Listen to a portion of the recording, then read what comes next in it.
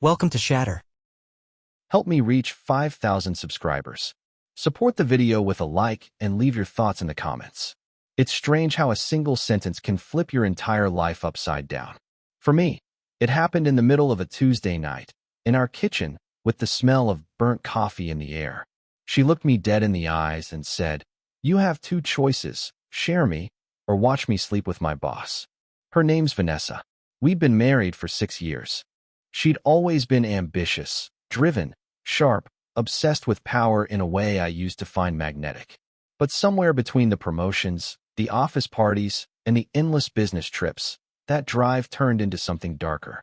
I stood there, trying to make sense of what I'd just heard. She said it so casually, like she was discussing what to watch on Netflix. When I didn't respond, she added, "You know how it works now, Jake. People trade what they have for what they want."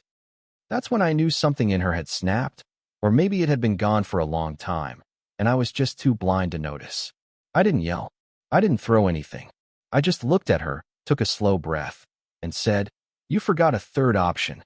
She tilted her head, a smirk forming. "And what's that?" "I tell you to start packing before I rearrange your boss's smug face." Her smirk faded fast. She didn't expect calm. She wanted chaos, a reaction, a scene she could control. Instead, I gave her silence, the kind that unnerves people more than shouting ever could. That night, I didn't sleep. I sat on the porch with a cold beer, watching the headlights fade down our street. Every sound felt amplified. The hum of distant traffic, the faint buzz of a streetlight, the crack of glass in my hand when I realized I'd been gripping it too hard. By morning, I had a plan. I wasn't going to scream, beg, or fight.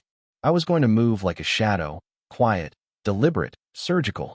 She left for work around 8, dressed sharp in a navy suit, clutching a Starbucks cup and her phone. I watched her drive away in her shiny black Tesla, the same one her boss helped her pick out. The irony didn't even sting anymore. By noon, I cleared half the house. By evening, I closed our joint account, backed up every message, and stored what I needed. No confrontation, no drama. Just a clean, surgical exit. She thought she'd given me two choices. But she forgot. Real men don't play by other people's rules. And by the time she realized that, I'd already be gone. By the time she came home that evening, the house felt hollow. I'd left the furniture, the framed pictures, even the little decorative Target candles she loved to light after work. But the place had no warmth left. My truck was gone from the driveway, and the silence hit her before the truth did. I watched it all unfold through the camera feed I'd installed months ago when I started sensing something was off. She walked into the living room, heels clicking against the tile, calling my name like it still meant something. She noticed the missing clothes first, then the empty space where my guitar used to be. That's when she froze. The panic didn't come right away. At first, it was confusion, then denial, and finally fear. She checked her phone, scrolled through messages that had no response, then dialed. I didn't answer. She called again, over and over, until her voice cracked. Then she sank onto the couch, her hand over her mouth, staring at the dark TV screen like it held answers. I sat 2 towns away in a cheap motel room, eating takeout and watching her unravel. My Ford F-150 was parked out front, packed with everything that mattered, documents, cash, and just enough clothes to disappear for a while. For the first time in years, I felt calm. Detached, like I'd finally stepped out of a burning house I'd been trying to fix instead of leaving. By the next morning, the first message came through. "Where are you? We need to talk." Then another.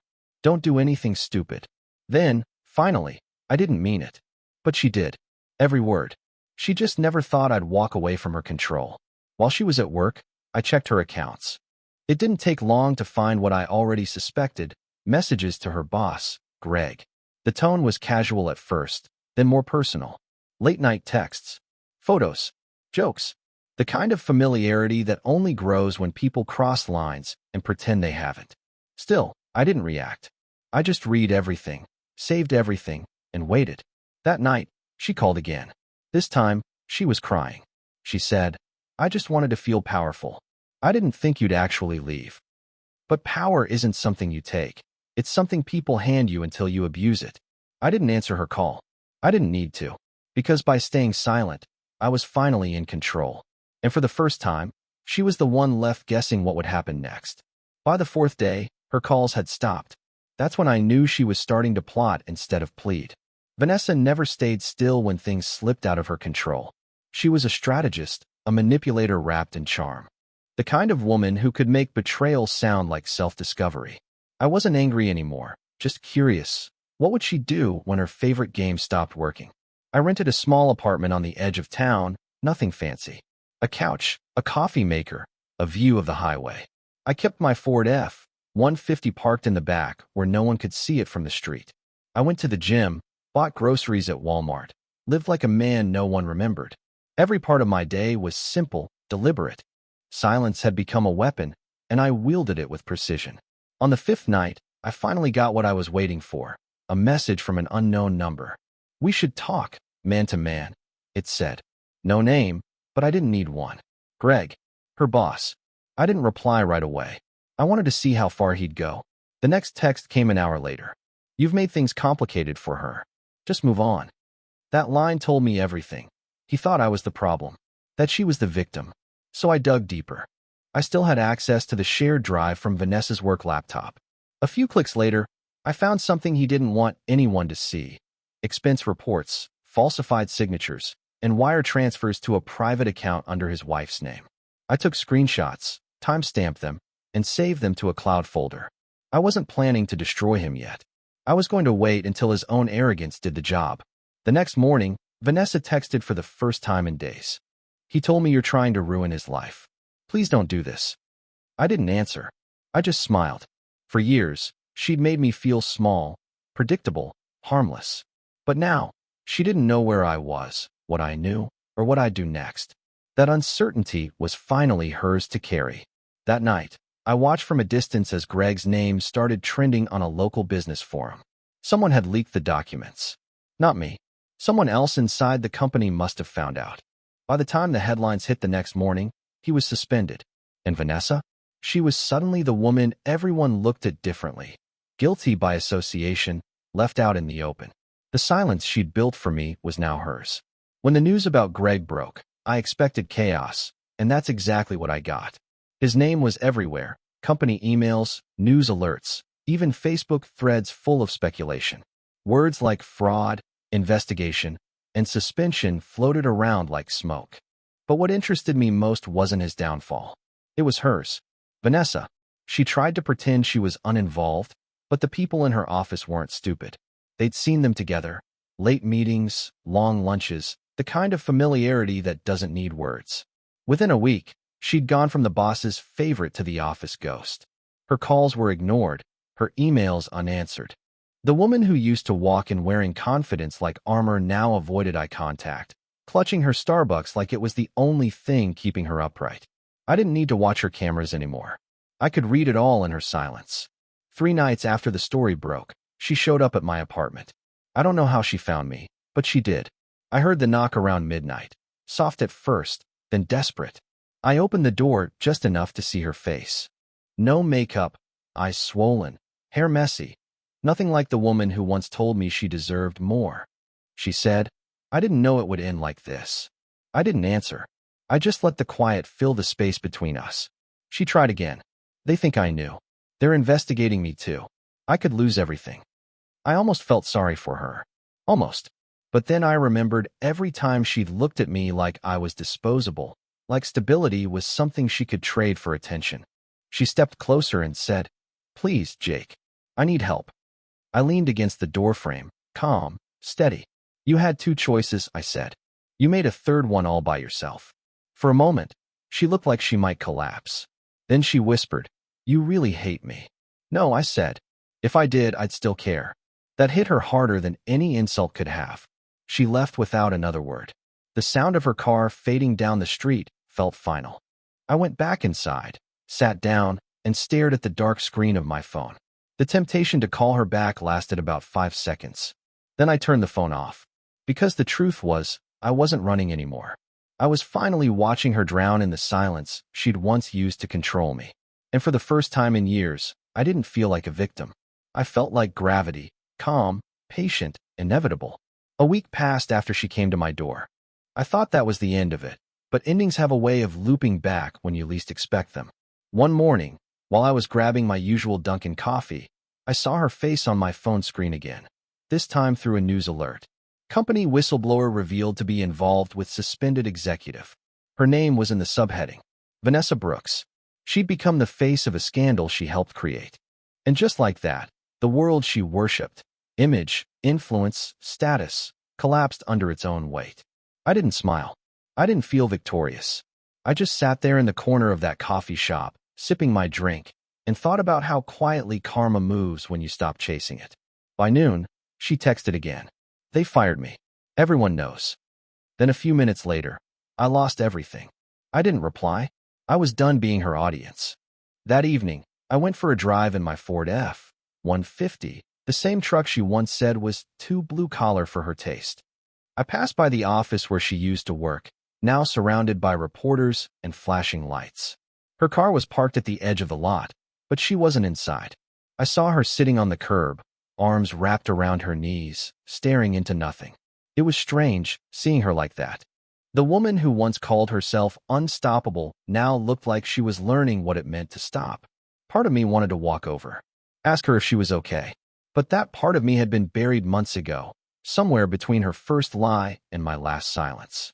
So instead, I drove away. That night, I lay in bed, unable to sleep.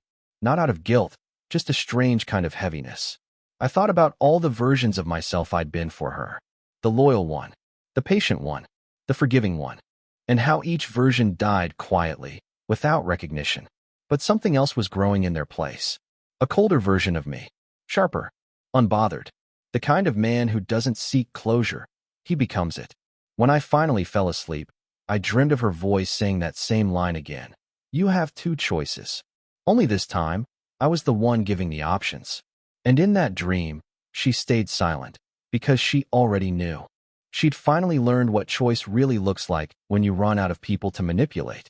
A few days later, she showed up again. No warning, no message, just the sound of her car pulling up outside the small apartment I'd rented. I saw her through the blinds, same gray coat, no makeup, holding a grocery bag like peace offering. For a second, I almost didn't open the door. But curiosity won over. I wanted to see what rock bottom looked like up close. When I did, she just stood there. No arrogance, no performance. I brought dinner, she said quietly. From Olive Garden. You used to like their lasagna. I let her in. Not out of kindness, out of control. She needed to be in my space now, not the other way around. Inside, she placed the bag on the table and looked around like she was trying to measure what my silence had cost her. The apartment was bare. A couch, a small table, a TV on mute. She glanced at me and said, "You really started over." I didn't answer. I just sat down, letting her fill the silence with her guilt. She started talking about how the investigation had turned her life inside out, how friends stopped calling, how her parents were disappointed. Her voice cracked when she said the word disappointed, and I almost laughed at the irony. Then she said something that made me pause. He wasn't even worth it. Greg. He turned on me the second things went public. That was her problem. She always thought people were assets until they weren't. She asked me if I hated her. I told her hate takes energy, and I didn't have any left to waste. She nodded like she expected that answer, then said, "I miss who we were before I ruined it." That sentence sat between us for a while, heavy and useless. When she finally left, she didn't look back. I thought that was it. But the next morning, I found a note slipped under my door. It said, "I'm not asking you to forgive me. I just need to believe you're okay." I folded the note and put it in a drawer. Not out of sentiment, out of proof. Proof that for the first time, she was the one reaching for something real. That night, I sat by the window, watching headlights pass. For the first time, I realized I didn't want revenge anymore. I wanted distance. And that, I knew, would hurt her far more than anger ever could. A week passed after she left that note, and I didn't hear from her. I thought maybe she'd finally accepted it, the silence, the distance, the fact that I wasn't coming back. But one evening, just as the sun started bleeding into the horizon, my phone buzzed with a single text. "I'm at the old house." Curiosity pulled me there. I told myself I just wanted closure, but part of me wanted to see what she'd become in the ruins she'd built.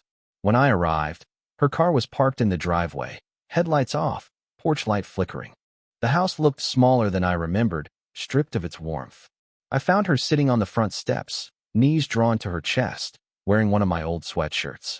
The same one she once called too plain. She looked up when I approached, but didn't speak. The silence between us was thick, the kind that made every heartbeat feel loud. Finally, she said, "It doesn't feel like home anymore." I told her, "It stopped being home the day you made it a battlefield." She nodded slowly, no argument this time. Then she said, "I keep replaying that night in my head. I thought I was taking control, but I was just breaking everything that ever mattered." Her voice trembled, but it wasn't the same kind of weakness I used to know. It was surrender, quiet, genuine surrender. She looked at me then, tears brimming. "You were supposed to fight for me," she whispered. I stayed silent for a moment before answering. "I did. You just never noticed." That broke her. I could see it in the way her shoulders shook, her hands covering her face. I didn't move to comfort her. Not this time. That chapter was over. After a long pause, she said, "I lost everything. And somehow, that's the only thing that made me see you clearly." I believed her, but believing didn't mean forgiving. We sat there until it got dark. No words, just the sound of distant traffic and crickets filling the space where a marriage used to be. When I finally stood, she asked if this was the end. I told her no, it's just finally honest. I left her there on those steps, under that flickering porch light, the same place where she once kissed me goodbye before one of her business trips. Only this time, I was the one walking away for good. After that night at the house, I expected it to be over. I thought the silence would finally stretch into something permanent. But a few days later, she showed up again, this time at my apartment. I heard her before I saw her, the sound of her knocking, slow and tired, like she already knew I wouldn't open the door. When I did, she looked different. Not broken, just emptied. Like someone who'd finally stopped pretending to hold herself together. She was holding 2 cups of Starbucks coffee and a paper bag. "I didn't know what else to do," she said quietly. I didn't invite her in, but she stepped inside anyway. She placed the cups on the counter, sat down, and looked around. "You really live like this now?" she asked. "No noise. No distractions." I told her that peace looks strange to people who are used to chaos. She didn't argue. For a long time, we just sat there in silence, sipping coffee that had already gone cold. Then she said something that caught me off guard. "Do you ever think about us? About how it started?" I did. I thought about the first apartment, the cheap furniture from Walmart, the late-night drives with music too loud, the way she used to laugh before ambition turned her into someone I couldn't recognize. But all I said was, "Yeah, sometimes." She nodded, eyes unfocused. "I ruined the best thing I ever had because I wanted to feel powerful. Now I just feel small." It was the first honest thing she'd said in months. She reached for my hand, but I pulled away gently. "You don't get to skip the part where it hurts," I said. "That's the only part that teaches you something." She looked at me like she wanted to argue, but there was no fight left in her. Only understanding. "I know," she whispered. "I'm learning." When she stood to leave, she hesitated at the door. "If you ever want to start over," she said softly, "I'll be different this time." I didn't promise her anything. I just said, "Then be different. With or without me." She nodded and left. The door clicked shut, leaving the smell of coffee and regret behind. That night, I sat in the quiet again, and for the first time, I didn't feel the need to disappear. Because now, the silence didn't belong to her. It belonged to me. The days that followed were quiet in a way I hadn't known before. It wasn't the silence of loneliness anymore. It was balance. For the first time, I woke up without that weight pressing on my chest, the one that used to whisper her name every morning. I went running before sunrise, stopped by Dunkin' for coffee, and drove my Ford F-150 along the empty highway until the world felt new again. Then, one evening, she called. I let it ring out. A text followed. "I'm leaving town for a while. I thought you should know." I stared at it for a long time, wondering why she still felt the need to tell me. Maybe she wanted closure. Maybe she wanted permission. Or maybe she just wanted me to care one last time. I didn't reply. But the next day, I found myself driving to her old office, not sure what I was looking for. The building was mostly empty now, her name removed from the glass door. A new team was moving in, carrying boxes and computers, rebuilding what she'd helped destroy. It hit me then. This was the perfect metaphor. Life moves on whether you're ready or not. That night, I got one final message from her. No explanation, no apologies. Just, thank you for walking away when you did. You saved me from becoming someone I couldn't live with. I read it twice, then deleted it. She left the city 2 days later. No one knew where she went. Some said she moved back to her parents' place. Others said she started somewhere new. I didn't check. Her story wasn't mine to follow anymore. Weeks turned into months. I found a new rhythm. Work, the gym, weekends by the lake. Life had become simple again, stripped of noise. Sometimes, late at night, I'd think about what she said, share me, or watch me sleep with my boss. It used to sound like betrayal. Now it just sounded like a test I was never meant to pass. People like her chase validation until it destroys them. People like me learn that strength isn't loud. It's silent, consistent, patient. One morning, I looked in the mirror and realized I didn't hate her anymore. I didn't love her either. She was just a story that had run its course. And I'd finally become the man she never believed I could be. Untouchable, calm, and free from her gravity. It's been 6 months since she left. Sometimes, when the nights stretch long and the air gets too quiet, I catch myself wondering if she ever really understood what happened between us. Not the affair, not the scandal. Those were just symptoms. I'm talking about the moment she looked me in the eye and tried to trade love for power, loyalty for control. That's where everything broke. I didn't hear from her again after that last message. No calls, no texts, no sudden appearances at my door. The silence she left behind wasn't empty. It was clean. It was like the air after a storm. Sharp, still, and honest. I rebuilt slowly. Not out of ambition, but necessity. I went back to work, moved into a small house near the lake, and started enjoying things I used to overlook. Coffee on the porch. Long drives with no destination. The kind of peace that doesn't need to prove itself. Then, one afternoon, I saw her. Completely by accident. She was standing in line at Target, holding a small box of groceries. No makeup, no designer bag, no trace of the woman who once measured her worth by other people's admiration. She didn't see me. Or maybe she did and chose not to. Either way, I stayed where I was, watching quietly. She looked different, softer, like someone who'd been stripped down to what really mattered. And for the first time, I didn't feel anger or even sadness. Just understanding. When she left the store, I followed her out with my eyes, not my footsteps. She drove off in an old Toyota, the kind you buy when you stop trying to impress anyone. That, more than anything, told me she'd finally learned something real. That night, I sat by the water, the sky fading from gold to gray. I thought about the man I used to be, the one who begged for love, who mistook attention for affection. That man was gone. What replaced him wasn't colder. He was just quieter, stronger. Someone who could lose everything and still not lose himself. I realized then that revenge had never been the goal. The goal was freedom, and I'd found it not by destroying her, but by outgrowing her. She once gave me 2 choices. I chose the third, and it turned out to be the only one that mattered. Because walking away wasn't weakness, it was the loudest silence she'd ever hear. What would you have done in my place? If the story hit you, leave a like. And don't forget to subscribe. It only gets stronger from here.